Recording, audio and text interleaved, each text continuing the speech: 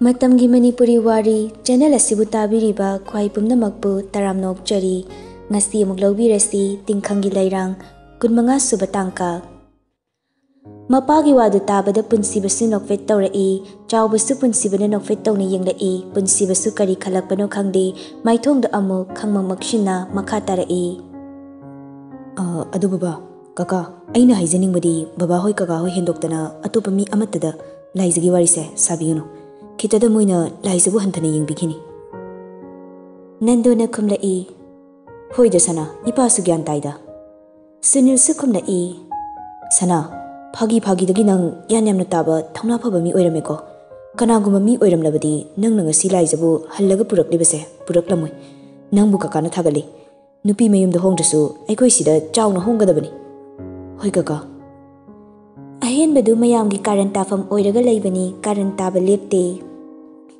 imai pema aikoi gi mapasing si onthongna thabak thujinkreda ai faba kaino makhalai ko Nando su ahen badi yenglaga nang ta chawda nate nang tayai gisu nangisu nupi do pambu pamlaba haw oigera pangan oigera namdana pharaga puro aikoi na ngamnaba thengnani mapagi wadu tabada ahen badu masadu falap tawraga baba aigi disumaina apha pundi tawr masani yaraga koibani punsibadu ahen bada mamitu faini yenglai Sunil namu is onthong ni kaiba khangkidreda henba nangi matam wali ko tayai leri mathangdi tayai gi tarani Nando su hairai hoine nasana bu yaradi nang su yam kuina le halaroini tayai he khongbaga nangi su hongladabani asi hairaga Nando da fukhogatli Sunil thengkinabani chatnaba tawsi tacho hojik chapari thengloidro hayeng oina chatpana faroidro thengna su thengna hojik chasi thabakse tapthaba yadi chawba warasu wana amuktaga chalukisi aduga lekhai ama tathoknaba tawsi hoi sir hojik chathourasi Sunil sahogalai chawbasu punsibadon silaga sana bidyadi yum yore haigum tawi mauga tongmina kiban sudi punsibasu tablab khumlai kaka aini yumda oina thilamabani fare adudi aikoi chalukige asumna Nando hoisu laija huramda chatkre punsibaga ahenbaga su rumdudagi thokminarai thongjin mayaduda anidu leplaga ahenbana tacho aisu chalage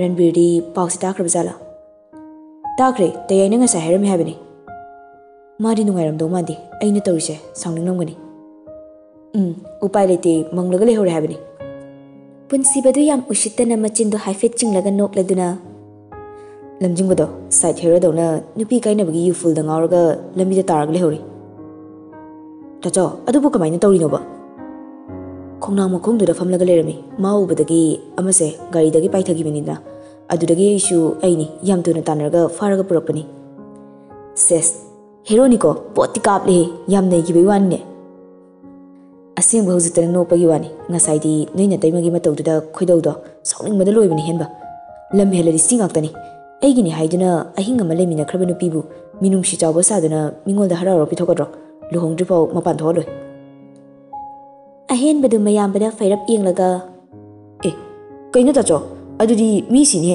washroom test tawridubu mapan pholi tholo ahen bagi fagi duda punsibadu tik noklaga ahen bagi lukhamduda fak tharaga asidi chachat amngangi tachona di harauriba itei magi thamoidi magi lamjingbado kainabagi masung kaya thoknano kairam doise punsibadi komna khumna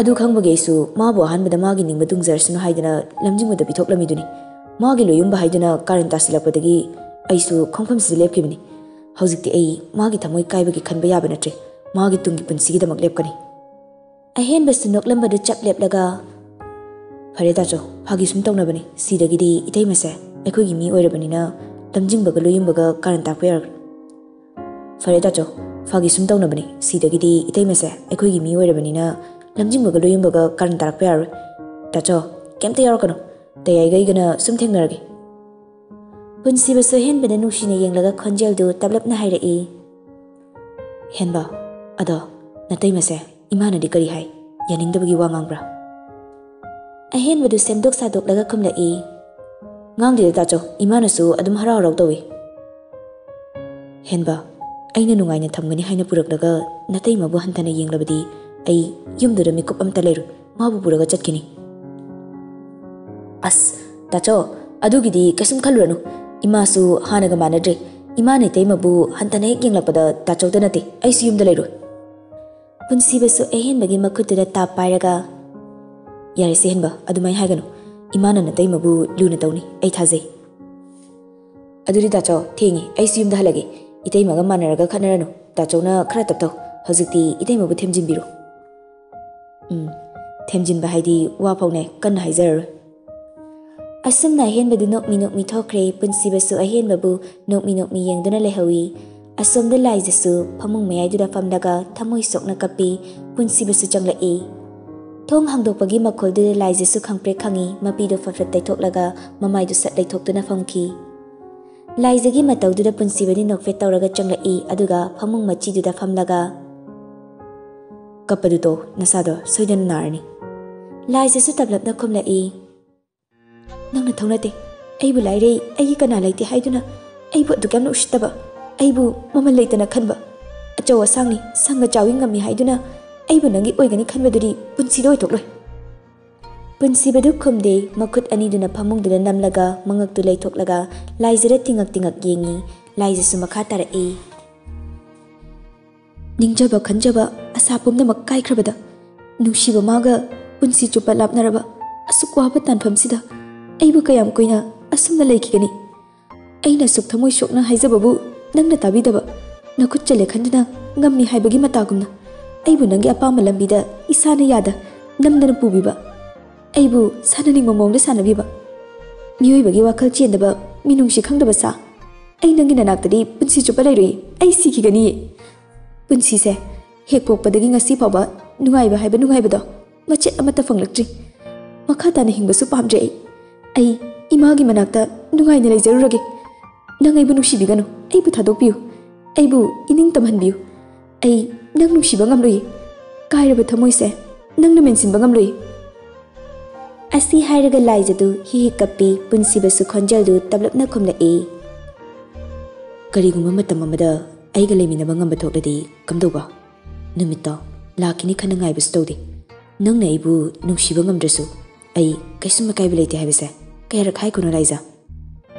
ꯅꯪꯅ ꯁꯥꯅꯤ ꯍꯥꯏꯅ ꯈꯜꯂꯤꯕ ꯑꯩꯒꯤ ꯊꯃꯣꯏꯁꯤꯅ ꯅꯪꯕꯨ ꯀꯌꯥꯝ ꯈꯜꯂꯤ, ꯅꯪꯕꯨ ꯀꯌꯥꯝ ꯅꯨꯡꯁꯤ ꯍꯥꯏꯕꯁꯤꯃꯗꯤ ꯅꯪ ꯁꯨꯡꯁꯣꯏ ꯁꯣꯏꯗꯅ ꯈꯪꯂꯛꯈꯤꯒꯅꯤ꯫ ꯅꯪꯅ ꯑꯩꯕꯨ ꯅꯨꯡꯁꯤꯕꯤꯌꯨ, ꯑꯩ ꯍꯥꯏꯔꯣꯏ, ꯑꯩꯅ ꯅꯪꯕꯨ ꯄꯨꯟꯁꯤ ꯆꯨꯞꯄ ꯅꯨꯡꯁꯤꯖꯒꯦ, ꯏꯅꯥꯛꯇ ꯂꯦꯡꯗꯅ ꯑꯗꯨꯃꯛ ꯂꯩꯕꯤꯌꯨ꯫ ꯑꯩꯁꯨ ꯏꯔꯥꯜꯗꯤ ꯂꯩ ꯈꯪꯉꯤ, ꯏꯔꯥꯜ ꯂꯩꯔꯤꯁꯤꯁꯨ ꯅꯪꯕꯨ ꯅꯨꯡꯁꯤꯕꯒꯤꯗꯃꯛꯅꯤ꯫ ꯅꯪꯒꯤ ꯊꯃꯣꯏꯗꯨꯅ ꯑꯩꯕꯨ ꯑꯗꯨꯛ ꯇꯝꯊꯤꯅ ꯈꯜꯂꯕꯗꯤ ꯅꯅꯥꯛꯇ ꯅꯛꯁꯤꯟꯅꯕ ꯉꯝꯕ ꯑꯣꯏꯖꯒꯦ꯫ ꯑꯗꯨꯕꯨ ꯅꯪ ꯑꯩꯒꯤ ꯏꯅꯥꯛꯇꯒꯤ ꯂꯥꯞꯅ ꯆꯠꯈꯤꯅꯨ ꯂꯥꯏꯖꯥ, ꯑꯩ ꯅꯪꯒꯤꯗꯃꯛ ꯍꯤꯡꯖꯒꯦ, ꯑꯩꯒꯤ ꯄꯨꯟꯁꯤꯁꯦ ꯅꯪꯒꯤꯗꯃꯛ ꯍꯤꯡꯖꯒꯦ ꯍꯥꯏꯕꯁꯤꯃꯗꯤ ꯅꯪ ꯌꯥꯕꯤꯌꯨ꯫ ꯂꯥꯏꯖꯁꯨ ꯃꯃꯥꯏꯗꯨ ꯂꯩꯊꯣꯔꯛꯇꯨꯅ ꯄꯨꯟꯁꯤꯕꯗ ꯌꯦꯡꯂꯒ ꯍꯤ ꯍꯤ ꯀꯞꯈꯠꯂꯛꯏ꯫ ꯄꯨꯟꯁꯤꯕꯁꯨ ꯂꯥꯏꯖꯗ ꯇꯠꯇꯨ ꯇꯠꯇꯨ ꯌꯦꯡꯉꯤ꯫ ꯂꯥꯏꯖꯅ ꯀꯞꯄꯒ ꯁꯨꯝ ꯂꯩꯕꯗꯨ ꯀꯔꯝꯅ ꯊꯦꯝꯁꯤꯒꯦ ꯀꯟꯅ ꯈꯜꯂꯤ꯫ ꯂꯥꯏꯖꯗꯨ ꯀꯞꯅ ꯀꯞꯅ ꯍꯥꯏꯔꯛꯏ꯫ ꯅꯪꯅꯗꯤ ꯅꯨꯡꯁꯤꯕꯁꯦ ꯐꯥꯒꯤ ꯑꯣꯏꯅ ꯈꯜꯂꯝꯒꯅꯤ꯫ ꯂꯝꯖꯤꯡꯕꯅ ꯑꯩꯕꯨ ꯅꯨꯡꯁꯤꯕꯒꯤ ꯆꯥꯡꯗꯤ ꯑꯩꯅ ꯂꯐꯨ ꯏꯔꯣꯟꯕ ꯆꯥꯅꯤꯡꯉꯤ ꯍꯥꯏꯕ ꯐꯥꯎꯗ ꯃꯣꯏꯒꯤ ꯂꯐꯨ ꯏꯔꯣꯟꯕ ꯅꯨꯃꯤꯠꯇ ꯃꯥꯒꯤ ꯍꯤꯟꯖꯥꯡ ꯁꯔꯨꯛꯇꯣ ꯑꯩꯒꯤꯗꯃꯛꯇ ꯄꯨꯔꯒ ꯆꯦꯜꯂꯛꯏꯅꯤ꯫ ꯑꯩ ꯃꯥꯒꯤ ꯋꯥꯈꯜ ꯀꯥꯎꯊꯣꯛꯄ ꯀꯔꯝꯅ ꯉꯝꯒꯅꯤ? ꯑꯩ ꯃꯥꯕꯨ ꯀꯥꯎꯕ ꯉꯝꯂꯣꯏꯌꯦ ꯗꯗꯥ꯫ ꯄꯨꯟꯁꯤꯕꯗꯨ ꯈꯔ ꯇꯞꯊꯔꯝꯕꯗꯨ ꯂꯝꯖꯤꯡꯕ ꯄꯜꯂꯛꯄꯗꯒꯤ ꯑꯃꯨꯛ ꯈꯪꯁꯥꯎ ꯁꯥꯎꯒꯠꯂꯛꯏ꯫ ꯂꯥꯏꯖꯅ ꯍꯥꯏꯔꯤꯗꯨꯒꯤ ꯑꯣꯟꯅ ꯇꯩꯅꯕ ꯄꯥꯎꯈꯨꯝ ꯄꯤꯔꯛꯏ꯫ ꯂꯝꯖꯤꯡꯕꯒꯤ ꯋꯥ ꯄꯜꯂꯛꯀꯅꯨ, ꯃꯥꯅ ꯅꯪ ꯁꯦꯟꯅꯗꯕꯒꯤꯅꯤ ꯑꯩꯅ ꯅꯪꯕꯨ ꯑꯩꯒꯤ ꯑꯣꯏꯔꯤꯁꯤ꯫ ꯑꯁꯤꯗ ꯂꯦꯞꯄꯁꯤ, ꯃꯈꯥ ꯇꯥꯔꯛꯀꯅꯨ꯫ ꯂꯝꯖꯤꯡꯕꯅ ꯂꯐꯨ ꯏꯔꯣꯟꯕ ꯄꯨꯔꯒ ꯆꯠꯂꯛꯈꯤꯕ ꯅꯠꯇ꯭ꯔꯣ? ꯍꯌꯦꯡ ꯂꯨꯍꯣꯡꯂꯒ ꯑꯩꯅ ꯆꯥꯛ ꯏꯟꯕꯤꯅꯤ꯫ ꯑꯩꯅ ꯂꯝ ꯍꯦꯟꯒꯅꯨ ꯍꯥꯏꯅ ꯍꯟꯖꯤꯟ ꯍꯟꯖꯤನ್ ꯍꯥꯏꯗꯕ꯭ꯔꯣ? ꯀꯔꯤꯒꯤꯅꯣ ꯅꯪꯅꯁꯨ ꯌꯥꯝꯅ ꯂꯝ ꯍꯦꯜꯂꯤꯁꯤꯕꯣ? ꯅꯪꯅꯗꯤ ꯌꯥꯝꯅ ꯋꯥꯈꯜ ꯌꯥꯎꯗ꯭ꯔꯤꯁꯦ ꯀꯔꯤꯒꯤꯅꯣ? ꯅꯪ ꯈꯤꯇꯪ ꯈꯜꯂꯨ꯫ ꯅꯪꯕꯨ ꯊꯥꯗꯣꯛꯂꯝꯂꯒ ꯆꯠꯂꯕ ꯑꯩꯅ ꯅꯪꯕꯨ ꯐꯥꯔꯒ ꯑꯩꯒꯤ ꯅꯥꯛꯇ ꯊꯝꯅꯕ ꯍꯣꯠꯅꯔꯤꯁꯦ ꯃꯔꯝ ꯂꯩ꯫ ꯃꯇꯥꯡꯅ ꯃꯇꯝꯅ ꯑꯗꯨꯝ ꯈꯪꯂꯛꯈꯤꯅꯤ꯫ ꯂꯩꯁꯥꯕꯤ ꯑꯣꯏꯔꯤꯉꯩ ꯐꯥꯎ ꯅꯪꯕꯨ ꯃꯤ ꯑꯣꯏꯅ ꯎꯕꯤꯗꯕ, ꯅꯪꯕꯨ ꯇꯊꯤ ꯇꯊꯤ ꯉꯥꯡꯂꯤꯕ ꯂꯝꯖꯤꯡꯕꯒꯤ ꯃꯃꯥ ꯁꯈꯤꯅ ꯅꯪꯕꯨ ꯃꯃꯧ ꯑꯣꯏꯅ ꯂꯧꯁꯤꯟꯕ ꯑꯣꯏꯊꯣꯛꯇꯕꯅꯤ꯫ ꯁꯈꯤꯒꯨꯝꯕꯅ ꯑꯩꯒꯤ ꯊꯋꯥꯏꯗ ꯋꯥ ꯑꯣꯏꯅ ꯉꯥꯡꯕꯗꯤ ꯂꯥꯏꯔꯗꯅ ꯃꯃꯤꯠꯅ ꯐꯥꯎ ꯀꯟꯅ ꯌꯦꯡꯕ ꯌꯥꯔꯣꯏ꯫ ꯅꯈꯣꯡꯗ ꯌꯨꯔꯝꯕ ꯇꯤꯡꯈꯪ ꯃꯌꯥꯝꯗꯣ ꯑꯩꯒꯤ ꯅꯥꯛꯇ ꯂꯩꯔꯗꯤ ꯑꯩꯅ ꯂꯣꯏꯅ ꯁꯠꯇꯣꯛꯀꯅꯤ꯫ ꯇꯤꯡꯈꯪꯒꯤ ꯂꯝꯕꯤꯗꯁꯨ ꯆꯠꯂꯂꯣꯏ꯫ ꯄꯨꯟꯁꯤ ꯂꯝꯕꯤ ꯁꯥꯡꯉꯤ, ꯀꯔꯤꯒꯨꯝꯕ ꯃꯇꯝꯗ ꯇꯤꯡꯈꯪ ꯂꯩꯔꯝꯂꯕꯁꯨ ꯑꯩꯒꯤ ꯈꯣꯡꯁꯤꯅ ꯅꯝꯊꯠꯂꯒ ꯅꯪꯕꯨ ꯆꯩꯅꯥ ꯐꯪꯍꯜꯂꯣꯏ ꯍꯥꯏꯕꯁꯦ ꯑꯩꯒꯤ ꯂꯦꯡꯗ꯭ꯔꯕ ꯋꯥꯁꯛꯅꯤ ꯑꯉꯥꯡꯃꯆꯥ꯫ ꯂꯥꯏꯖꯗꯨ ꯇꯨꯃꯤꯟꯅ ꯐꯝꯗꯨꯅ ꯂꯩ꯫ ꯄꯨꯟꯁꯤꯕꯁꯨ ꯂꯥꯏꯖꯗ ꯃꯨꯟꯅ ꯌꯦꯡꯂꯒ ꯅꯃꯥꯏꯗꯣ ꯇꯥꯊꯣꯛꯎ ꯆꯠꯂꯣ, ꯄꯥꯎꯗꯔ ꯃꯔꯛꯇꯨꯗ ꯀꯞꯂꯨꯔꯕꯅꯤꯅ ꯃꯔꯥꯡ ꯃꯔꯥꯡ ꯂꯥꯡꯉꯤ꯫ Laizadu mamitu faina punsibada yenglaga mamaidu anthoklaga iliba fidusu laukthoktaba makai phamungduda tumthaki. Punsibasu laizagi matawduna nofit tawi adubuma makha tarudre tumina ngahak machi lengdana famduna lei. Laizasu masadu wara male tumthakre laizana machi lenglaktabaduda punsibasu phamungduda tapna karai aduga laizagi manakduda tapna changsindana makokta haifet japtharaga yengi. Laizadu isisina tumlaga leirambaduda punsibadu nungsimanbagi amuktang machindu sugatlamnaga. Nakanda leiriba moindu pairaga phamungdagi kumtharai sofaduda sangna tingthoklaga tumi aduga mamaidu laizadu ansilai wakhaldu sukhali. As aidi sase fazana ware aina tumthagradi mitsingbai wadi leite aisi tumba yade sauruga sau manakta famlaga leibna fare. Asi khaladuna punsibadu amuk fu khawatli mondu pairaga prap amuk lai phamungduda tapna kakhalaga litliba furit figure shirt tu lauthoi aduga khudang namaduna laizagi makhut khudangduda kishili aduga khudang namaduna magi khuttuda kishili aduga monduna kangthonduna ngaraga thami aduga masu gyantana makoktu ngathaduna fami aduga laizada munne yenglaga machindasu tablap solai. Si ordi uirasu gyantana uibiyare langfang torosu ingit amadi khangnanidana. Asumna punsibasu laizada yengna sum tumthakre mathangi numitni phana thenglabani thengna tumkibaduda anidu mitpak singde. Pung nipan tarakpa duaidu laizadu mamitu tapna pangthorai ngahak tumina lei asibagum tumkiba oibagi ningsingdrabasu mikap thorakpadadi ningsingdaba ngamde mamittagi mapidu nakan da jenthai. Makut namaduna mapidu sasa taithoklaga mamaidu tapna leithorai makutta ipan panbaduda khangyengi. Punsibagi purituna kibadu ubada ngakchana munne yengi aduga mamittu yengkhalai punsibadu famlaga mamit anidu usilaga leirambadu ubada laizasu magi makutuda amuk yeng punsibagi makutuda amuk yeng tawduna ngahak lei. Ngahak yenglaba matung khutta kiriba punsibagi furittu tapna lauthoi aduga punsibata kini matagum tapna hogatli. Ngarang chenba thinbada setpa dress du haujipa hongdoktri iliba rani fidu laukthoklaga sofa mathakduda thanamlaga washroom da tapna changkhare.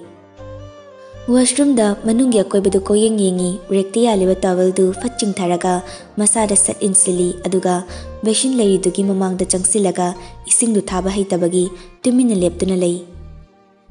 Tanjaduda mapandagi doorbell dusu khinglakpa makholduda laijisu khangpre khangi asomda phamungda uiriba nupadusu mit khangsing singi. Laiza phamungda tumlamdabaduda fuk hawgalaga phamungdagi fanchong tharaktuna masadu ingawngawna thongdo hana sat hangdoi. Nandoga henbaga leplaga leirami punsibadu mapa hoi oirambaduda gyan khangta tai machindei fingfingna hairai.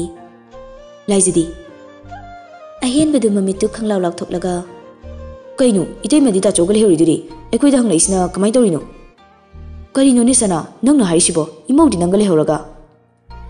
Asi hairaga nandoga ahenbaga surumduda changlai punsibasu hatu kadugi akoibadu koyeng yengi laizana inba fidu sofa mathakta leirambaduda makoktu wang laukre. Mamaidu fat laithoklaga thonglomda muk yengi aduga wakhalda sukhali. Thongsi aina hangdokpaniko adunadi laiza mapanda thoktre washroom sangkhrizala. Asi khaladuna washroom lomda yam thuna changsinki nandoga ahenbagasu punsibagi matawduda ngakna yengladuna lei. Punsibasu washroom gi thongdu namlaga Laiza punsibagi khonjal du tabada laizasu thongdu tapna hangdorai aduda ta punsibadu sorama sangna hondoklaga gyantana hanglai. Press torabo tawdre haibagumna laizadu makoktu fatfat hairai. Tawro duri baba hoisla hawi nangi firoldo ai dum chada haigige. Laizadu lalat tawna hairai. Ising tharamu ising thaba haitare. Punsibadu haujiktada gyan khangta tai yam thuna changsindina isingdu tharamlaga mukthorai. Ahenbaga nandogadu famlamdri lepaga adumak leirami punsibadu sofaduda masadu gyantana sallaga famladuna. Baba henba kainu lepaga sumleirsibo phamu laizado washroom da leirami ngahaktangdi mihungado alujingi urabani masidiba. Asi haraga nandosu punsibagi manakta fami ahenbasu mayambada fairap yenglaga Tachoba nang handang matang sida ngawdradi na punsigi ngawra. Hai noigi karando mukta toko ai imogi wa amtang taraga panjigi manakta chatlage tawbani. Baba hoina ngarang chatlubado kari hairage. Mapaduri wari sanaba yahaudi. Mama adunadi ekoi somda honglo dan piba lakani hari. Mapagi wadu tabada punsibadu nokfit tawraga. Mama aduna yari dusu jamne yaba waramloi. Baba wakalama kalamgani. Yari mamakai lohong base nong nisida hong nabadawshi. Hoine aishu khalibani. Tanjaduda Laijasu washroom dagi tholai Laijagi dress tu ubada Nandodu. Haima, aisi kaw kawini. Imogi dress karamne. Sana namadara niri tadara kolam ta tawko. Hoi, tawge. As. Phone ngarang gari manungda yahawbududagi laukthoktrine. Baba hoi laingasda amta laukthokige. Asi hairaga punsibadu prap thokre Laijasu Nandu hoi famlaga leibaduda changsinba ngamde mamaidu nontharaga leplaga lei Nandosu Laijada haifet yenglaga. Bima, kainu lepaga leiridubo lao lao. Baba ne ichagi wa amtang tage haiduna laklibani. Laijasu sangshilakduna chatnabigi matung inna Nandoda kurumi. Laijana itha thajadana kurumlakpaduda Nandodi pungangakre Laijabu nungshiba khangen hengatli masado harauna. Yari yari hogalo. Laijasu tapna hogalaga phamung machiduda fami Nandosu Laijada yenglaga wa haiba horai. Laiza, baba hoise ngarang amuk thengna chadure. Aduda luhong base som luhong. Yungi baba hoi ima hoi lekai ge han kharaga dan biba lake hari. Kamdauba imogi apamba sayu. Nandogi wadu tabada Laijadi wahi amata khumde mamitagi mapi oina sintharai. Laijana tumina leibaduda Nandosu ahenbadi yenglai. Ahenbasu Laija kapi haina ingit tawrai. Nandosu yabini khonjalda haifet oladuna Laijabu themlai. Laiza, ipasu wari loina tari. Aigi chana lanba ngaktani. Adubu nakhoi anigi laibakta asumna thoot tamlambanani khandoklasi. Aidi nangbu ahanba uba mikupta imawni khandi. Icha ningol makni khali. Icha ningol amatte yaudrabasu ngasidi icha ningol gumbi ama aikhoi gi seba tawba lakle khalubada baba asukki matik nungai. Nandogi wadu tabada Laijadu pukning amukke hena nungsirai kaplibadusu hikpa mayawsilai. Nandosu hanba kauba leite makha samtharai. Kapkanu. Imawshidi karigi kapino kapkanu. Hoi, aigi chana lam helubana imawgi thamoi ka hele. Imawna chumi. Adubu Laiza, nang pumnamak na thaidun thamkraga. Ataigi khandrabasu ahal oiraba babagi kitang khanbiyu. Luhong base nang amuktadi yabiyu. Imawi bema miya mamangda babagi mingchat thianganu. Laijasu ngahak tumina leiraba matung mapidu sasat taithoklaga khonjaldu siri tablamna khumlai. Baba, luhongbadu ai isana yare.